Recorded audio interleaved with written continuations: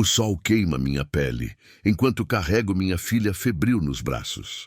Cada passo na estrada de terra vermelha pode ser o último. Ele está me procurando. Ele jurou que ia tirar meus filhos de mim.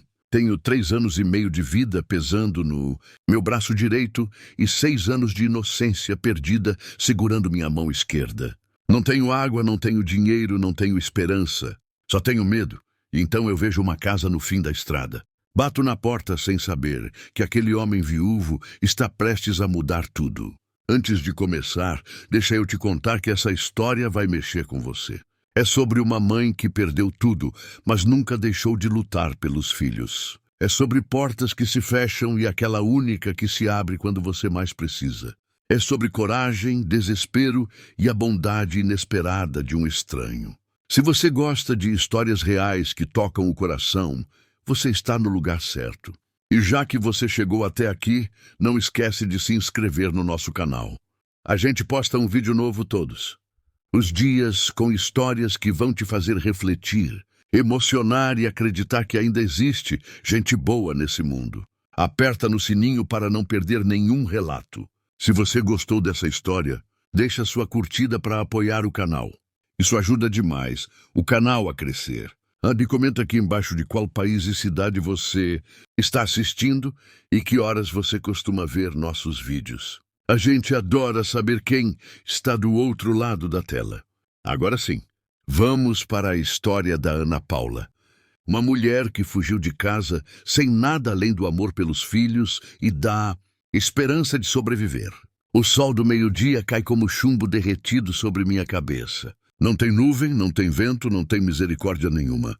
A estrada de terra estica a frente como uma ferida aberta no chão, vermelha, rachada, sem fim. A poeira sobe com cada passo que dou e gruda na garganta. Mistura com o gosto de sangue que eu sinto desde que mordi o lábio para não gritar quando saí pela porta dos fundos. Isabela pesa nos meus braços. Ela tem 3 anos e meio. E mesmo magra como é, parece que vai arrancar meu ombro do lugar. O corpinho dela está quente demais, febril, grudado no meu peito, encharcado de suor. Ela não chora mais. Parou faz uns 20 minutos. Só fica olhando para frente com aqueles olhos grandes, vidrados, como se estivesse vendo algo que eu não consigo ver. Mateus segura minha mão esquerda. Ele tem 6 anos, mas já aprendeu a não fazer pergunta na hora errada.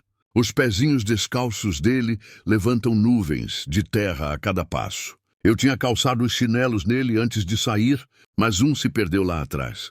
Quando tivemos que correr pelo matagal para não passar na frente da venda do seu, Jacinto, o outro ele tirou sozinho. Disse que machucava mais com um do que sem nenhum. Eu não sei quantos quilômetros andamos. Perdi a conta. Perdi o fôlego. Perdi a noção do que é certo e do que é loucura.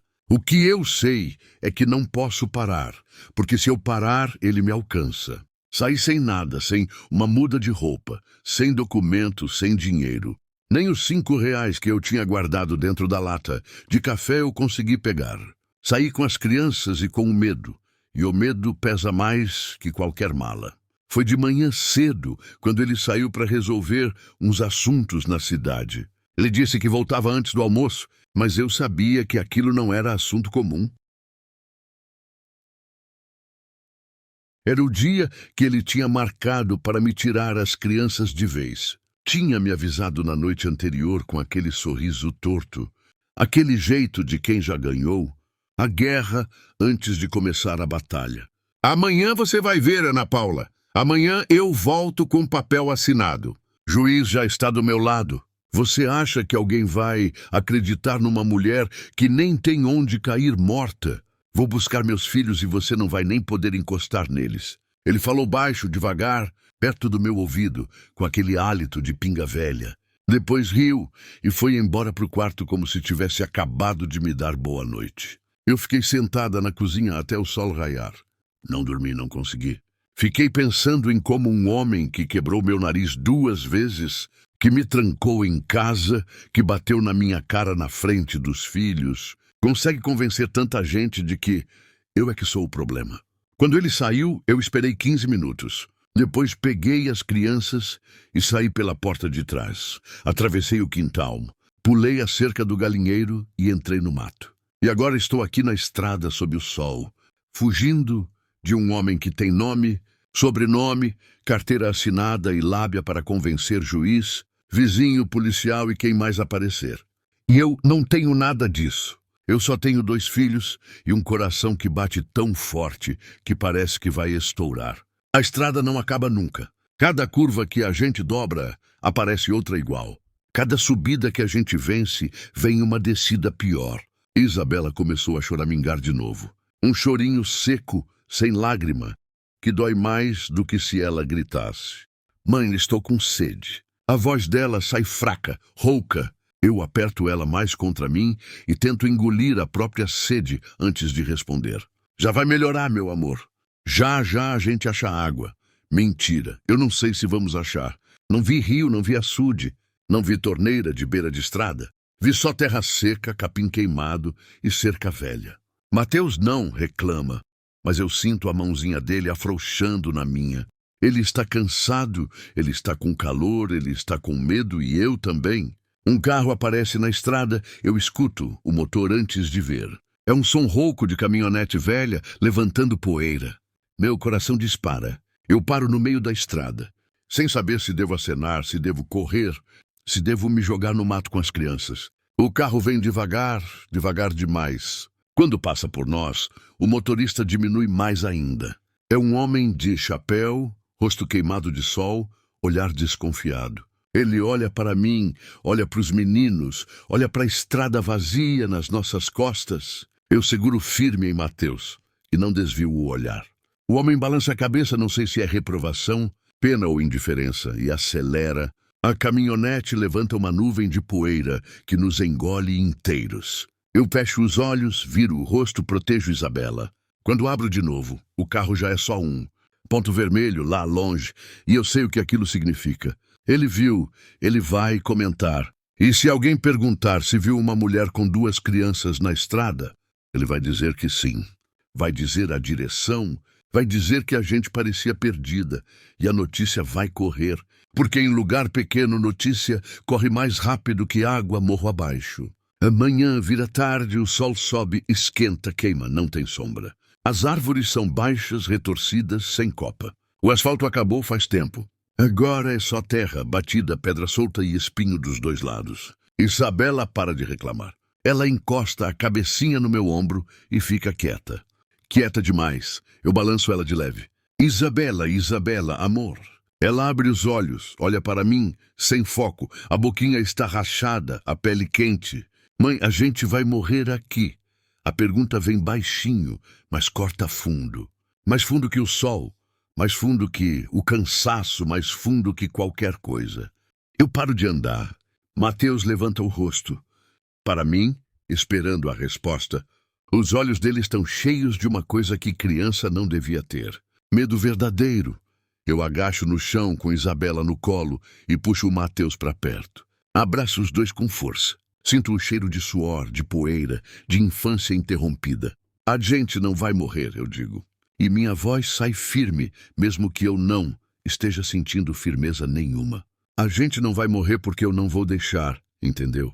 Eu não vou deixar nada de ruim acontecer com vocês. Nada, nem que eu tenha que andar até o fim do mundo. Mateus encosta a testa na minha.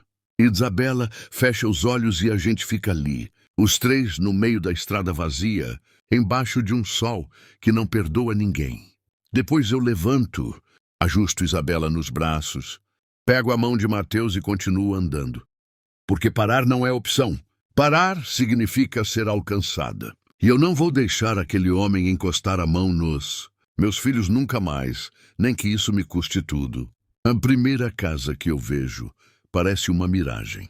Fica uns 200 metros para dentro da estrada, no fim de um caminho de terra batida. É simples, paredes de tijolo sem reboco, telhado de telha vermelha, uma varanda estreita com 2 cadeiras de plástico. Tem uma mangueira no quintal, frondosa carregada, galinha ciscando no terreiro, uma picape branca encostada na lateral. Alguém mora ali, alguém que tem água. Eu olho para Isabela.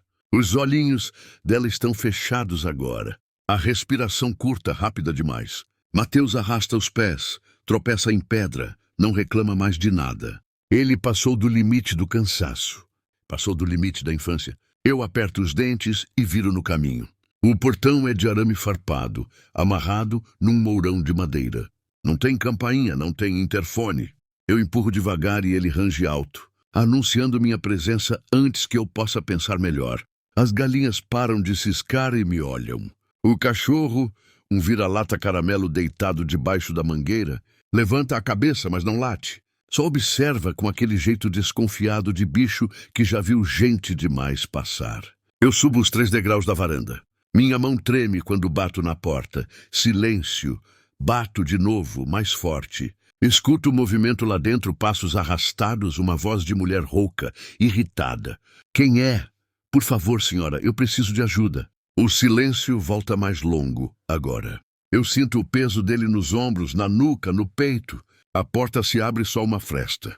Uma mulher de uns 60 anos aparece. Cabelo grisalho preso num coque, avental sujo de farinha, olhar duro. Ela olha para mim. Olha para os meus braços, para Isabela desacordada. Olha para o chão, para Mateus apoiado na minha perna, quase caindo. O que você quer? A voz dela não tem calor, tem cautela. Tem medo. Água, senhora. Só um copo de água para os meninos, pelo amor de Deus. Ela franze a testa. Os olhos dela descem para o meu rosto, para o roxo ainda amarelado embaixo do meu olho esquerdo, para o corte mal cicatrizado no meu lábio. Você está fugindo? Não é pergunta, é constatação. Eu não respondo, só abaixo a cabeça. Fugindo de quem? Do pai deles. Ela solta um suspiro longo, cansado, cruza os braços. Olha, moça, eu não posso me meter nisso. Não é problema meu. Eu só estou pedindo água. Água hoje. Amanhã é polícia na minha porta ou ele mesmo. Eu não quero confusão na minha casa, sinto muito. E ela fecha a porta devagar, firme, com um clique que soa como sentença final. Eu fico ali parada, encarando a madeira velha, sentindo as pernas tremerem. Isabela geme baixinho no meu colo. Mateus puxa minha blusa. Mãe, ela não vai ajudar. Eu engulo seco, viro as costas, desço os degraus. Não, filho, ela não vai. E a gente volta para a estrada. A segunda casa fica mais adiante, quase escondida atrás de uma cerca de bambu. É maior, tem portão de ferro, interfone na coluna, uma casa, de gente com mais posses, gente que talvez tenha mais condição de ajudar ou de me ignorar com mais conforto. Eu aperto o botão do interfone. Uma vez, 2, 3, uma voz masculina, jovem, impaciente. Oi, boa tarde, senhor. Eu preciso de ajuda. Meus filhos estão passando mal. A gente precisa de água. Por favor, não dá, moça. Estou ocupado. É só um minutinho, eu juro. Só um clique, ele desligou. Eu aperto de novo. Nada. De novo, nada. Mateus encosta no portão e olha para dentro. Eu vejo uma piscina azul brilhando no fundo. Um jardim bem cuidado, cadeiras de sol embaixo de um guarda-sol. Eu sinto uma raiva tão grande subindo pela garganta que quase não consigo segurar. Mas eu seguro porque raiva não resolve. Raiva não dá água, raiva não salva ninguém. Eu puxo o Mateus pela mão e saio dali, antes que eu faça alguma besteira. A terceira casa nem tem cerca. É uma casinha, de pau a pique, porta aberta, chão de terra batida. Uma mulher velha está sentada num banquinho na sombra, descascando mandioca. Eu me aproximo devagar. Boa tarde, dona. Ela levanta o rosto. É pequenininha, toda enrugada, olhos fundos, mas bondosos. Boa tarde, filha. A senhora podia me dar um pouco de água para as crianças.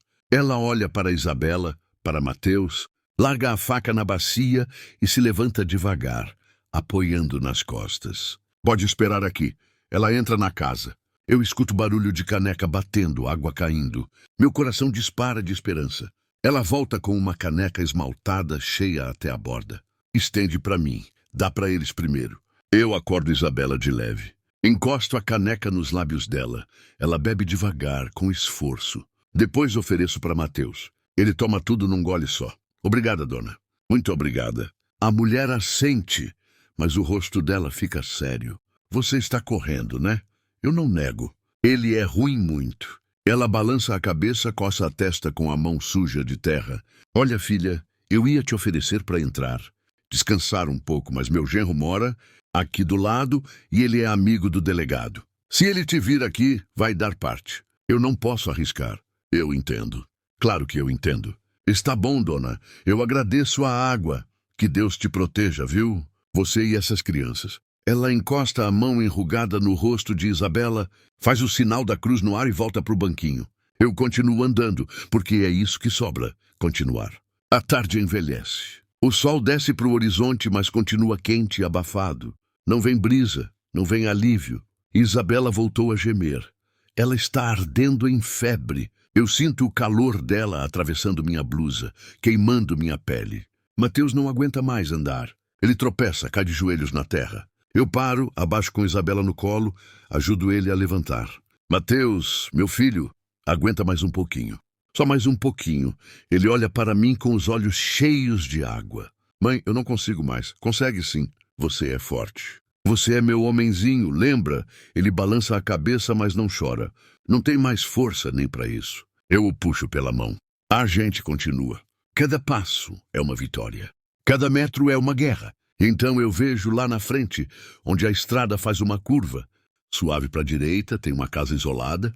Simples, sem muro alto, sem portão trancado, só uma cerca baixa de madeira. Um terreiro limpo e uma varanda com rede amarrada entre dois pilares. Tem uma caminhonete velha parada na frente, vermelha, com a caçamba amassada. Não tem movimento, não tem som, só o vento balançando a rede devagar. Eu olho para Isabela, ela está quase desmaiada. Olho para Mateus, ele mal se sustenta. Olho para a estrada atrás de mim, vazia. Mas por quanto tempo?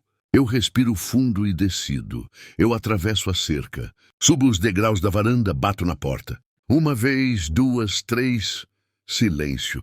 Eu bato de novo, mais forte, desesperada.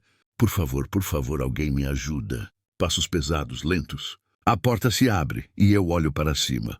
Um homem alto, ombros largos, cabelo grisalho cortado curto, rosto marcado de sol e tempo, olhos escuros, fundos, cansados. Ele olha para mim, olha para os meus braços, olha para a estrada atrás de mim, e eu vejo nos olhos dele que ele sabe. Ele sabe de quem eu estou fugindo. Ele sabe o que significa abrir aquela porta. Nossos olhares se encontram e por um segundo que parece durar, uma eternidade, eu não sei o que ele vai fazer. Se vai me mandar embora ou se vai me deixar entrar. Ele não diz nada, só fica ali parado, me olhando com aqueles olhos que parecem ter visto demais, sentido demais, perdido demais. A mão dele segura a porta entreaberta. Eu vejo as veias saltadas no dorso, os dedos grossos, calejados. Mão de homem que trabalha pesado. Mão que sabe segurar, que sabe construir, que sabe fechar porta na cara de quem incomoda. Eu seguro Isabela mais apertado contra o peito. Ela não se mexe, o corpinho dela queima. Mateus aperta minha blusa com força, escondendo o rosto na minha coxa. Por favor, eu repito, minha voz sai quebrada, rouca. Ela está com febre. Eu só preciso de água. Só isso. Depois eu vou embora. Eu juro. O homem olha para Isabela, olha para Mateus, olha para o meu rosto suado, machucado, desesperado. Depois olha para a estrada devagar, como quem está calculando alguma coisa. Como quem sabe que certas decisões não têm volta. Ele solta um suspiro comprido pelo nariz e abre a porta. Entra. Eu não espero ele mudar de ideia. Passo por ele rápido, quase tropeçando no batente. Mateus me segue grudado em mim. A casa é fresca, escura, silenciosa. Cheira a café velho e sabão de coco. As paredes são de tijolo pintado de branco, descascando em alguns cantos. Tem uma mesa de madeira no centro da sala. 4 cadeiras desemparelhadas. Um sofá velho encostado na parede, uma foto pequena pendurada. Uma mulher sorrindo, jovem, de vestido florido. Ao lado, um terço. O homem fecha a porta, tranca. 2 voltas na chave. O som do trinco me faz gelar. Ele percebe, se vira para mim. É para sua segurança, não para te prender. Eu assinto. Não sei se acredito, mas também não tenho escolha. Ele atravessa a sala e vai para a cozinha. Volta com um copo de água. Estende para mim. Dá para ela primeiro. Eu sento no sofá com Isabela no colo. Acordo ela de leve, encosto o copo nos lábios rachados. Ela bebe devagar, tossindo entre os goles. Depois ofereço para Mateus. Ele toma tudo rápido, desesperado. O homem volta com outro copo. A estende para mim. Eu olho para ele desconfiada. Ele percebe e dá um meio sorriso sem graça. Se eu quisesse te fazer mal, tinha deixado você na estrada. É verdade. Eu pego o copo e bebo. A água desce gelada, aliviando a garganta em carne viva. Eu não sabia que tinha tanta sede. Não sabia que dava para sentir água chegando em cada canto do corpo. Quando termino, eu o olho de verdade pela primeira vez. Ele deve ter uns 50 e poucos anos. Rosto queimado de sol, rugas fundas ao redor dos olhos, barba por fazer grisalha, camisa xadrez com as mangas dobradas, calça jeans, velha, chinelo de dedo, corpo forte, mas cansado, olhar duro, mas não cruel. Ele puxa uma cadeira e senta de frente para mim. Cruza os braços. Você está fugindo do Ricardo. Não é pergunta, é afirmação. Eu congelo, meu coração dispara. Como você sabe? Todo mundo sabe quem é o Ricardo. E todo mundo sabe que ele é um desgraçado. Ele fala baixo, mas com um peso que faz as palavras doer mais. Você está correndo perigo. As crianças também, eu sei. Ele disse que ia buscar elas hoje. Disse que ia ter papel assinado. Juiz, advogado, polícia. Falou isso na venda ontem de tarde.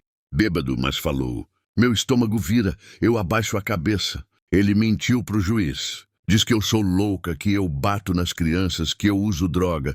Tudo mentira. Mas ele tem dinheiro para pagar, advogado. Tem amigo na delegacia e eu não tenho nada. Isabela geme baixinho. Eu balanço ela de leve, passando a mão na testinha quente. O homem fica quieto, depois se levanta, vai até a pia, molha um pano, volta e estende para mim. Põe na testa dela, vai ajudar com a febre. Eu pego o pano, coloco em Isabela. Ela suspira, relaxa um pouco. Obrigada, eu murmuro. Ele assente, volta para a cadeira, fica me olhando, não com curiosidade, com algo parecido com reconhecimento, como quem já viu essa história antes. Qual é seu nome? Ana Paula. Ana Paula, ele repete devagar. Eu sou Roberto. Silêncio longo, carregado. Ele esfrega o rosto com as mãos, solta um suspiro pesado. Você sabe o que significa ter você aqui, né? Eu olho para ele. Sei, se alguém te vê, se ele aparece, se a polícia bate aqui e te acha, eu vou ter que explicar. E não vai ser fácil. Vão dizer que eu estou escondendo você. Vão dizer que eu sou cúmplice. Eu sei. E eu não quero te causar problema. Eu só preciso de um tempo para pensar, para decidir o que fazer. Depois eu saio e você nunca mais me vê. Ele balança a cabeça. Não é tão simples assim. Você sabe disso. Se sair daqui agora, sem plano, sem ajuda, ele te acha. E quando achar, vai ser pior para as crianças também. Eu mordo o lábio, seguro o choro. Então o que eu faço? Me entrego.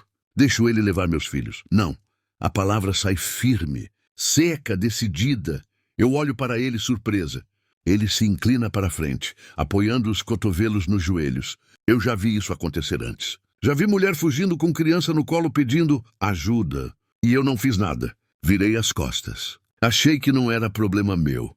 A voz dele fica mais baixa, mais pesada. 3 dias depois, acharam ela morta num barranco e as crianças com ele, sendo criadas pelo homem que matou a mãe delas. O silêncio que vem depois é tão pesado que parece sugar o ar da sala. Eu olho para ele e vejo algo que não tinha visto antes. Culpa antiga, profunda, que não cicatriza. Eu não vou virar as costas de novo, ele diz. E dessa vez tem algo diferente nos olhos dele. Determinação. Você fica pelo menos hoje. Amanhã a gente vê o que fazer. Mas e se ele vier? Se ele vier, eu lido com ele. E a polícia? A polícia. A gente vai ter que arriscar. Eu fecho os olhos. Sinto as lágrimas escorrendo, quentes, silenciosas. Por que você está fazendo isso? Roberto olha para a foto na parede. A mulher de vestido florido. O sorriso que não existe mais. Porque eu devia ter feito antes e não fiz. A noite cai devagar. Roberto traz comida na arroz, feijão, um pedaço de carne assada simples, mas suficiente. As crianças comem devagar, em silêncio. Isabela está melhor. A febre baixou um pouco com o pano úmido e a água. Mateus, não larga minha mão. Roberto prepara um quarto nos fundos. Colchão no chão, lençol limpo, travesseiro, cheira a naftalina e solidão. Vocês dormem aqui. Eu fico na sala. Qualquer coisa me chama. Eu deito as crianças. Elas adormecem quase na hora exaustas. Eu fico sentada no chão, de costas na parede, olhando para elas, respirando junto com elas. E pela primeira vez desde que saí de casa, eu sinto algo parecido com alívio. Não é segurança, não é paz, mas é uma porta aberta quando todas as outras se fecharam. E às vezes isso é tudo que a gente precisa para não desistir. De madrugada eu acordo com um barulho, um motor longe vindo da estrada. Eu me levanto devagar, coração disparado. Vou até a janela. A cortina está fechada, mas eu abro uma fresta pequenininha. Lá fora na estrada, uma caminhonete passa devagar, muito devagar, faróis baixos procurando. Eu reconheço a cor branca. É a caminhonete do Ricardo. Ele está me procurando e ele está perto. Eu me afasto da janela como se o vidro queimasse. O coração bate tão forte que eu sinto o pulso latejando no pescoço, nas têmporas, na ponta dos dedos. A caminhonete passa devagar. Os faróis varrem a estrada, iluminam a poeira suspensa no ar. O motor ronca baixo, um som rouco que parece encher a noite inteira. Eu prendo a respiração. Ele diminui ainda mais perto da casa de Roberto. Meu corpo congela, minhas pernas viram pedra. Eu não consigo me mexer, não consigo pensar. Só consigo ver aqueles faróis amarelos cortando a escuridão, apontando para a casa como dois olhos de bicho espreitando a presa. Quanto tempo passa? 5 segundos. 10, 30. Parece uma eternidade. Então o motor volta a roncar. A caminhonete segue em frente devagar. Os faróis desaparecem na curva da estrada. Eu solto o ar que estava segurando. Minhas pernas cedem. Eu escorrego pela parede até sentar no chão, tremendo inteira. Ele não entrou, mas ele passou aqui. Ele está procurando. Eu não sei quanto tempo fico ali, encolhida no chão, abraçada nos próprios joelhos. Eu escuto Isabela respirar, Mateus se mexer, dormindo. O vento batendo na janela, o silêncio grosso da madrugada, e então escuto passos. Eu me encolho mais, olho para a porta do quarto. Ela se abre devagar. Uma sombra alta se desenha contra a luz fraca do corredor. Roberto, ele entra descalço. Camisa aberta, olha para mim no chão, não diz nada. Só fecha a porta atrás de si e vem sentar ao meu lado, de costas na parede. Ficamos assim, lado a lado, quietos. Depois de um tempo ele fala, voz baixa, rouca. Eu vi, ele parou aqui na frente. Eu sei, eu estava acordado. Eu olho para ele no escuro. Só consigo ver o perfil, o maxilar tenso, a linha dura dos ombros. Você acha que ele sabe que eu estou aqui? Não. Se soubesse, já tinha descido da caminhonete. Ele está procurando às cegas, mas ele vai volar de dia e vai bater nas portas. Perguntar, pressionar. Eu fecho os olhos, sinto a pressão subir no peito, apertando, sufocando. Eu não posso ficar aqui. Eu vou te colocar em risco. Tarde demais para isso. Você já está aqui. Se você sair agora na escuridão com as crianças, ele te pega antes do amanhecer. Então, o que eu faço? Roberto fica quieto, depois se vira para mim. Mesmo no escuro, eu sinto o peso do olhar dele. Você fica. Amanhã de manhã eu vou na cidade. Vou falar com a assistente social que conheço. A dona Teresa, ela é gente boa. Já ajudou mulher em situação parecida. Ela vai saber o que fazer. E se não der tempo? E se ele voltar antes? Se ele voltar, eu estou aqui. Mas e se ele? Ana Paula. Ele interrompe minha fala com voz firme, mas não ríspida. Eu sei que você está com medo. Eu sei que você não confia em ninguém, mas você não está sozinha agora, entendeu? Você não está mais sozinha. Eu sinto os olhos arderem, a garganta apertar. Faz tanto tempo que ninguém diz uma coisa assim para mim. Faz tanto tempo que eu não sinto que existe alguém do meu lado. Eu abaixo a cabeça e deixo as lágrimas caírem silenciosas, quentes. Roberto não tenta me consolar. Não toca em mim, só fica ali quieto, presente. E de alguma forma isso basta. O amanhecer chega lento, uma claridade cinzenta que entra pela fresta da cortina. Eu não dormi. Fiquei sentada no chão a noite inteira, de olho na janela, de olho na porta, de olho em tudo. Roberto saiu do quarto antes do sol raiar. Escutei ele se mexendo na cozinha, fazendo café, lavando o rosto na pia. Quando a luz fica mais clara, eu levanto com cuidado para não acordar as crianças. Vou até a sala. Roberto está sentado à mesa tomando café preto numa caneca velha. Ele olha para mim, faz sinal para eu sentar. Eu sento. Ele empurra uma xícara na minha direção. Café forte sem açúcar. Eu tomo um gole, queima a língua, mas o amargor ajuda a me manter desperta. Eu vou sair daqui a pouco, ele diz. Vou até a cidade. Falar com a dona Teresa, mas antes disso, eu preciso que você me conte tudo. Tudo o quê? Tudo sobre o Ricardo. O que ele fez, o que ele disse. Se tem boletim de ocorrência, se tem testemunha, qualquer coisa que possa te ajudar. Eu respiro fundo e começo a contar. Conto dos primeiros tapas, das primeiras ameaças, das vezes que ele me trancou em casa, que quebrou meu telefone, que rasgou minha roupa. Conto do dia que ele me jogou escada abaixo e eu fiquei 3 dias sem conseguir levantar da cama. Conto das noites que ele chegava bêbado e me acordava aos gritos, xingando, cuspindo, batendo. Conto do dia que eu tentei denunciar, que fui na delegacia. E o policial me olhou de cima a baixo e disse: "Mas você não tem marca nenhuma. Como eu vou acreditar em você?" Conto do dia que pedi ajuda para minha irmã e ela disse que casamento é assim mesmo, que tem que aguentar. Que homem é desse jeito? Conto de quando o Ricardo descobriu que eu tinha escondido um dinheiro. Ele me arrastou pelos cabelos até o quintal e me enfiou a cabeça no balde de água 3 vezes até eu desmaiar. E conto do dia que ele segurou o Mateus pelo braço, levantou ele no ar e disse que se eu tentasse sair de casa, ele ia quebrar o braço do menino. Quando termino, eu estou tremendo, suando frio. Roberto está com a mandíbula travada, os punhos fechados sobre a mesa. Ele fica quieto por um tempo, longo. Depois se levanta, vai até a pia, joga água no rosto. Quando volta, os olhos dele estão vermelhos. "Você fez boletim. Fiz uma vez, mas não deu em nada.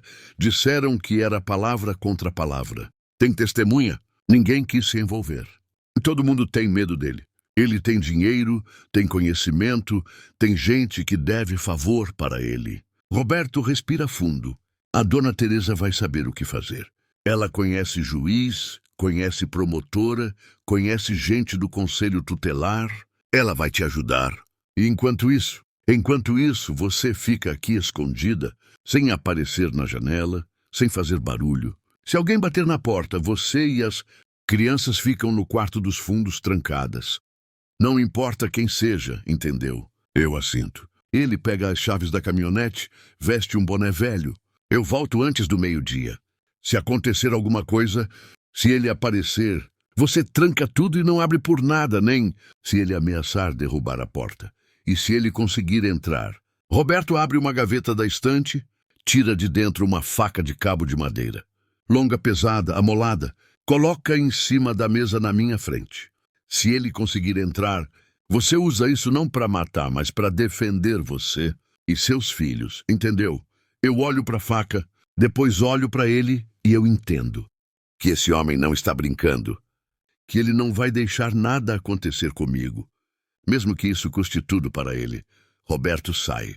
Eu escuto o motor da caminhonete ligar, o barulho se afastando pela estrada, e então fica só o silêncio. Eu tranco a porta 2 voltas, fecho todas as janelas, fecho as cortinas. A casa fica escura, abafada, silenciosa como um túmulo. Eu volto para o quarto. As crianças ainda dormem. Isabela está melhor, a respiração mais calma, a pele menos quente. Mateus abraça o travesseiro, encolhido como um bichinho assustado. Eu sento no chão, de costas na parede, pego a faca, seguro com as 2 mãos e espero. Passa 1 hora, 2, o sol esquenta lá fora. Eu escuto os pássaros cantando, uma galinha ciscando, o vento nas telhas, e então escuto o que eu mais temia. Um motor vindo da estrada, parando na frente da casa, uma porta batendo, passos no terreiro e uma voz que eu conheço bem demais. Roberto abre essa porta. É o Ricardo. Ele está aqui. Eu congelo. A voz dele atravessa a porta, as paredes, o ar. Grossa, autoritária, embebida daquela. Certeza de quem sempre conseguiu o que quis, na base do grito e da intimidação. Roberto, eu sei que você está aí dentro. Abre logo essa porta. Meu corpo inteiro trava. O coração dispara tão rápido que parece que vai explodir. Eu olho para o quarto onde as crianças dormem. E Isabela se mexe incomodada com o barulho. Mateus abre os olhos assustado. Eu me levanto devagar, segurando a faca. Vou até a porta do quarto, fecho com cuidado.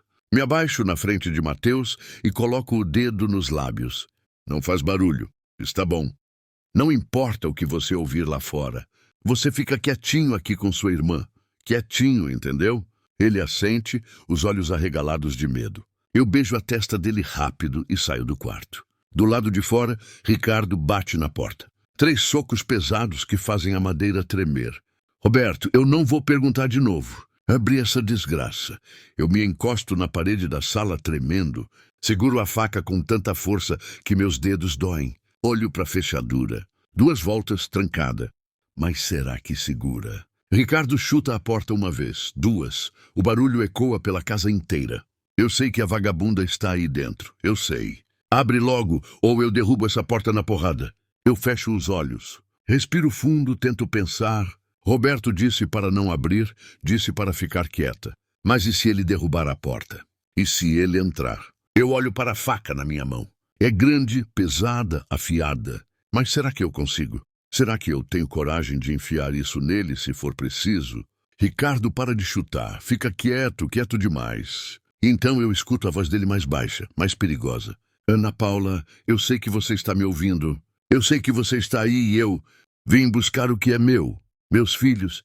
Você não tem direito de ficar com eles. Você não tem direito de nada.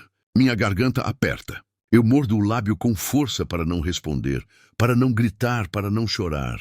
Você acha que fugir vai resolver. Você acha que alguém vai te proteger. Ninguém se importa com você, Ana Paula. Ninguém. Você não é nada. Você nunca foi. As palavras perfuram cada uma delas, porque eu já ouvi tantas vezes, porque parte de mim ainda acredita. Mas eu sou bom. Eu sou homem de palavra. Se você abrir essa porta agora, se você entregar as crianças, eu não faço nada com você. Eu te deixo ir. Você pode sumir, desaparecer, eu não me importo, mas os meninos ficam comigo. Eles são meus. Eu tenho direito. Silêncio. Eu respiro fundo, devagar. E pela primeira vez, desde que ouvi a voz dele, eu sinto algo diferente. Não é mais só medo, é raiva. Uma raiva antiga, enterrada, que começa a subir como lava. Eu me aproximo da porta devagar, a faca na mão, o coração batendo forte, mas firme. Agora eu falo baixo, mas com uma voz que eu não sabia que tinha dentro de mim. Vai embora, Ricardo. Silêncio do outro lado. Depois uma risada baixa, cruel. Olha só, a cachorrinha aprendeu a latir. Eu disse, vai embora. Ou o que, Ana Paula? O que você vai fazer? Me bater, me denunciar. Ninguém acredita em você. Ninguém nunca acreditou. Você é louca. Todo mundo sabe. Eu já falei isso pro juiz, pra polícia, pros vizinhos. Você é uma louca que bate nos próprios filhos e eu sou o pai que está tentando salvar eles de você. Minha mão treme na faca, mas eu não solto. Você mentiu. Claro que eu menti. E funcionou. Sempre funciona. Porque eu sei como o mundo funciona, Ana Paula, e você não sabe de nada. Você nunca soube. Ele ri. Um som que me faz querer vomitar. Agora a última chance. Abre essa porta, ou eu vou ter que fazer do jeito difícil. Não, a palavra sai. Firme, mais firme do que eu esperava. Ricardo para de rir. O quê? Eu disse não. Você não vai levar meus filhos nunca mais. Eu prefiro morrer. Silêncio. Depois um som, que eu conheço bem. O som dele rangendo os dentes. O som que vem antes da violência. Está bom, Ana Paula, você escolheu. Ele se afasta da porta. Eu escuto os passos dele indo até a caminhonete, o porta-malas abrindo. Meu sangue gela. Ele vai pegar alguma coisa. Um pé de cabra, uma marreta, algo para arrombar a porta. Eu corro até a cozinha, olho pela janela, vejo ele, de costas, mexendo na caçamba da caminhonete, e então escuto outro som. Um motor diferente, mais alto, vindo da estrada. Uma caminhonete vermelha aparece na curva, velha, amassada. A de Roberto. Ele voltou. Roberto freia bruscamente, levantando poeira. Desce da caminhonete antes mesmo dela parar completamente. Ele vê Ricardo. Ricardo vê ele. Eles ficam parados, um de cada lado do terreiro, como dois bichos se medindo antes da briga. Ricardo é mais novo, mais forte, mais cheio de raiva. Roberto é mais velho, mais cansado, mas tem nos olhos algo que... Ricardo não tem! Determinação! Sai da minha frente, velho! Ricardo fala baixo, ameaçador. Segura um pé de cabra na mão. Roberto não se mexe. Você não vai entrar na minha casa. Sua casa. Você está escondendo minha mulher e meus filhos. Isso é sequestro. Eu posso te meter na cadeia. Ela não é sua mulher e as crianças não são propriedade sua. Ricardo ri. Um riso seco, sem humor. Você não sabe de nada, velho. Você não sabe o que ela é, o que ela fez. Eu sei o que você fez. Eu vi as marcas. Eu escutei a história. História. Ela te contou uma história e você acreditou. Ela é louca, cara. Ela inventa coisa. Ela bate nos próprios filhos e depois bota a culpa em mim. Mentira. A palavra sai pesada, firme. Ricardo franze a testa. Como é que você sabe? Porque eu já vi isso antes. Eu já vi homem igual a você. Que bate, que ameaça, que mente pra todo mundo e finge ser vítima. Eu já vi e eu não fiz nada, mas dessa vez eu vou fazer. Ricardo cospe no chão. Você vai se ferrar, velho. Você e ela. Eu vou voltar aqui com a polícia. Vou buscar meus filhos e você vai responder por sequestro. Ele vira as costas, vai em direção à caminhonete. Roberto dá um passo à frente. Se você encostar a mão nessas crianças de novo, eu te mato. Ricardo para, se vira devagar. O quê? Você me ouviu? Eles se encaram. O ar fica pesado, carregado. Eu vejo da janela os punhos de Ricardo se fecharem. Vejo a mandíbula de Roberto travar. E então Ricardo ri. Uma risada alta, forçada, cheia de desprezo. Você é louco. Vocês dois são loucos. Mas tudo bem. Eu vou embora por enquanto. Mas eu volto. E quando eu voltar, vai ser com a lei do meu lado. Ele sobe na caminhonete, liga o motor. Dá a ré levantando poeira. Antes de sair, ele grita pela janela. Aproveita enquanto pode. Ana Paula. Porque seus dias de mãe estão contados. E ele vai embora. Roberto fica parado no meio do terreiro, olhando a poeira subir. Eu abro a porta devagar, saio para a varanda. Minhas pernas tremem, tanto que eu mal consigo ficar em pé. Ele se vira para mim. Vê a faca na minha mão. Vê meu rosto molhado de suor. Vê minhas mãos tremendo. Você está bem? Eu balanço a cabeça, não sei se é sim ou não. Ele sobe os degraus da varanda. Olha para a faca. Pega ela da minha mão com cuidado. Coloca de lado. Ele não vai desistir. Eu murmuro. Ele vai voltar, eu sei. E vai trazer a polícia. Vai dizer que você me sequestrou. Vai te colocar na cadeia? Eu sei. Então, por que você fez isso? Por que você voltou? Roberto olha para mim e pela primeira vez eu vejo algo quebrando naqueles olhos duros. Algo velho, enterrado, que finalmente vem à superfície. Porque tem coisas que a gente não faz, Ana Paula. Tem linhas que a gente não cruza e deixar um homem daqueles levar crianças inocentes. Isso eu não faço. Não de novo. Eu sinto as lágrimas virem, quentes, abundantes, incontroláveis. Eu não sei como te agradecer. Você não precisa me agradecer. Você precisa se preparar, porque isso não acabou. Isso só começou. Ele entra na casa, eu o sigo. E pela primeira vez, desde que fugi, eu sinto que talvez, só talvez eu tenha uma chance, não de vencer, mas de lutar.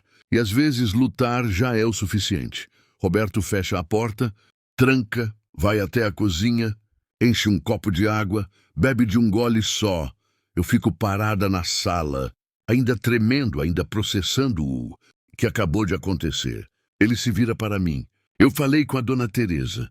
Meu coração dá um pulo. E ela disse que sua situação é complicada, mas não é impossível. Ele puxa uma cadeira, me faz sentar, senta do outro lado da mesa. Ela conhece uma advogada, uma mulher que trabalha com casos de violência doméstica, faz de graça para quem não tem condição. A dona Teresa já ligou para ela.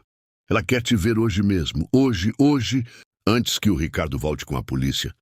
Antes que ele consiga convencer o juiz de que você é a louca da história. Eu passo a mão no rosto, tento organizar os pensamentos. Mas e se não der certo? E se a advogada não conseguir nada? E se o juiz acreditar nele? Roberto, respira fundo. Então a gente faz do outro jeito. Que outro jeito? Você foge de verdade para longe, para outro estado, muda de nome, recomeça do zero.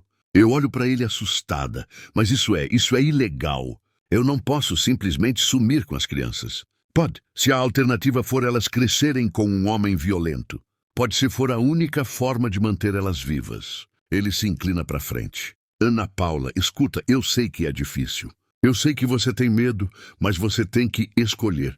Ou você enfrenta o sistema e torce para ele funcionar dessa vez, ou você desaparece e não tem meio termo. Porque se você ficar no meio indecisa, ele vai te pegar e vai pegar as crianças também. Eu fecho os olhos, sinto o peso da escolha esmagando meu peito.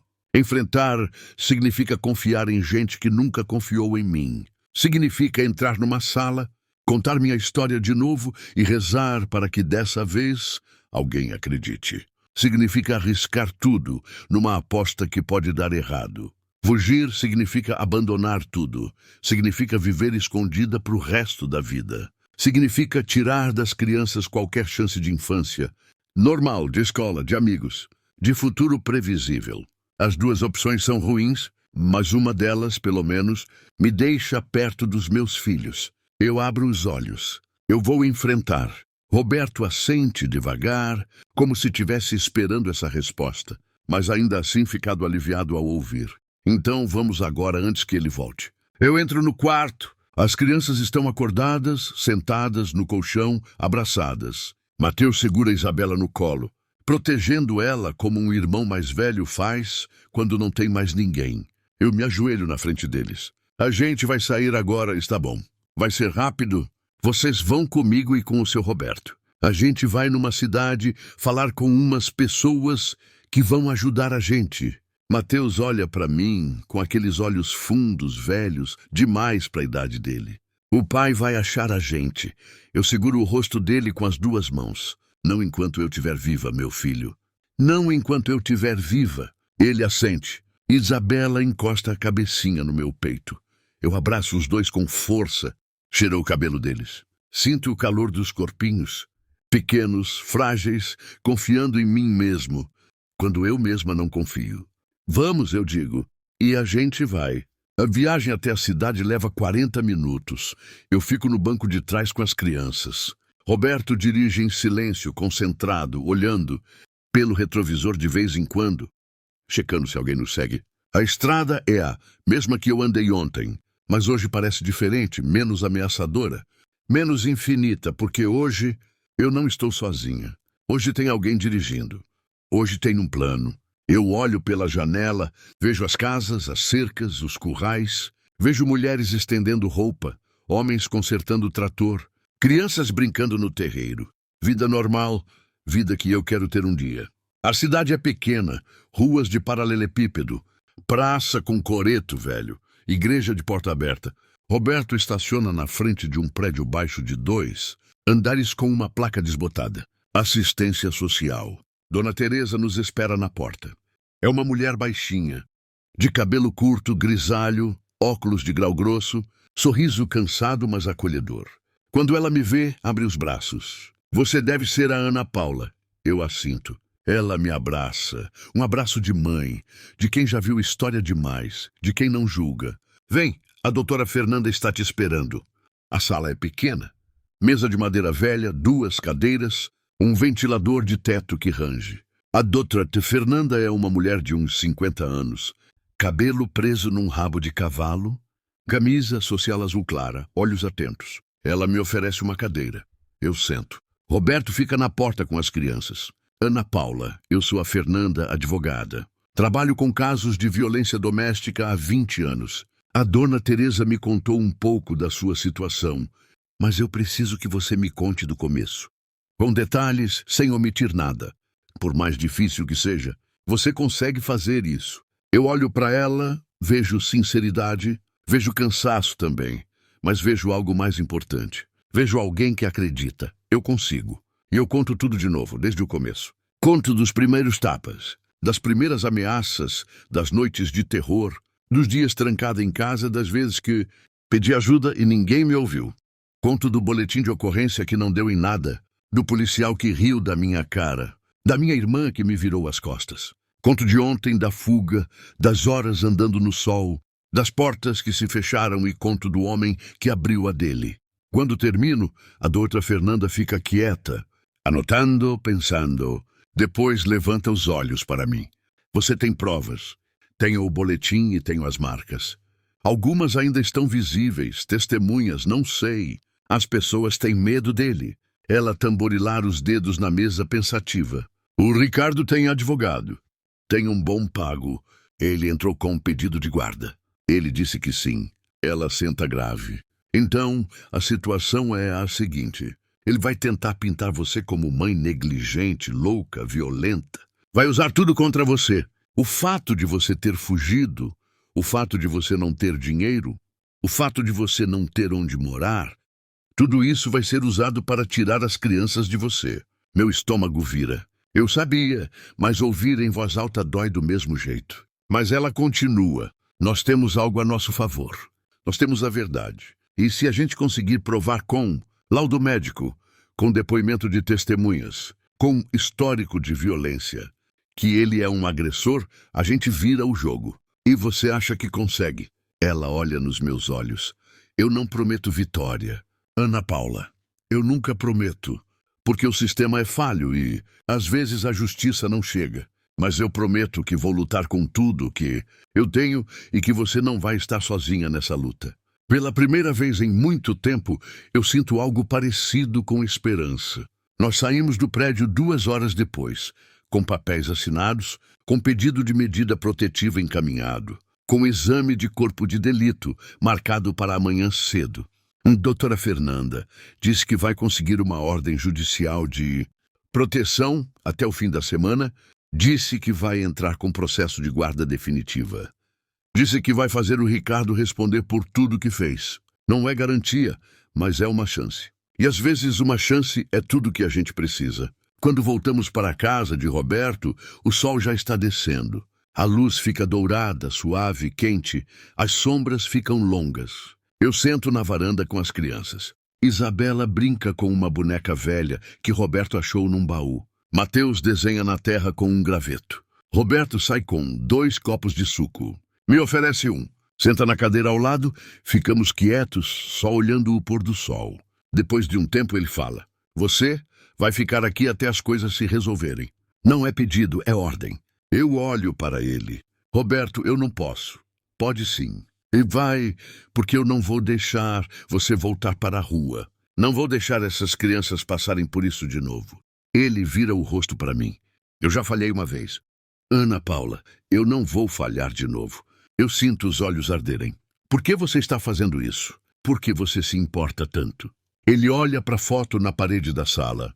A mulher de vestido florido, porque ela me pediu antes de morrer, me fez prometer que se eu tivesse chance de ajudar alguém, eu ajudaria, que eu não ia ficar parado vendo gente sofrer. A voz dele falha. Eu falhei. Eu vi aquela mulher pedindo ajuda e eu virei as costas e ela morreu. E as crianças dela ficaram com o monstro. Ele limpa os olhos com as costas da mão. Eu não vou deixar isso acontecer de novo. Não com você, não com eles. Eu não sei o que dizer, não sei como agradecer. Então eu só faço o que consigo. Eu pego a mão dele e aperto.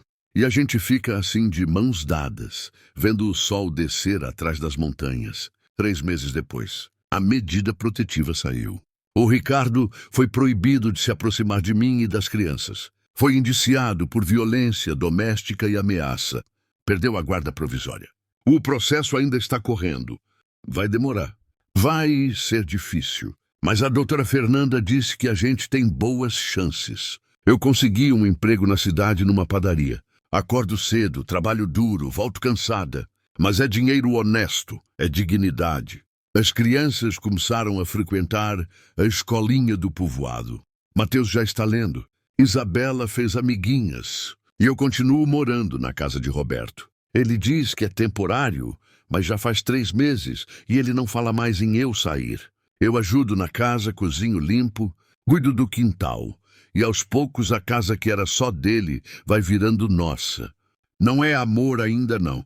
É respeito, é gratidão, é companheirismo, mas quem sabe com o tempo vira algo mais. Hoje de tarde eu estava estendendo roupa no varal, quando Roberto chegou do pasto suado, sujo de terra, mas sorrindo.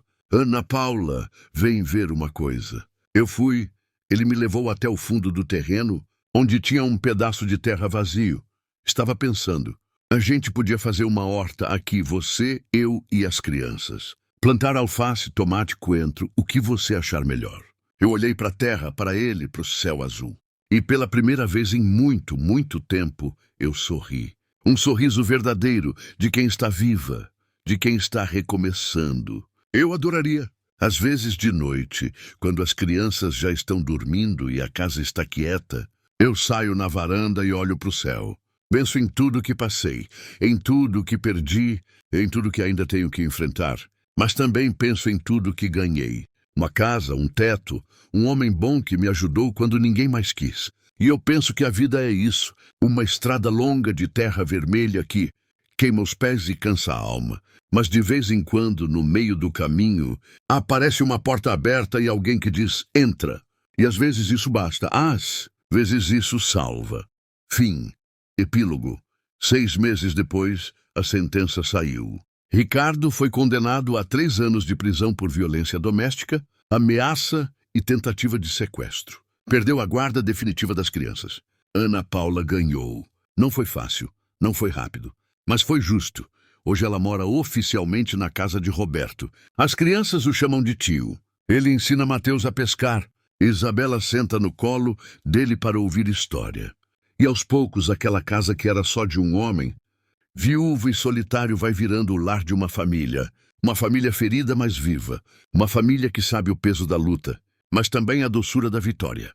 E nas noites quentes de verão, quando o vento balança as árvores e o cheiro de terra molhada sobe do chão, Ana Paula senta na varanda ao lado de Roberto e eles não precisam falar nada, porque ambos sabem que às vezes a maior coragem não é nunca cair, é levantar e seguir em frente e aceitar a mão estendida quando ela aparece. Porque ninguém sobrevive sozinho, ninguém se salva sem ajuda. E às vezes a salvação vem na forma de um homem simples, numa casa simples, numa estrada de terra vermelha perdida no meio do Brasil. Um homem que decidiu abrir a porta quando todas as outras se fecharam.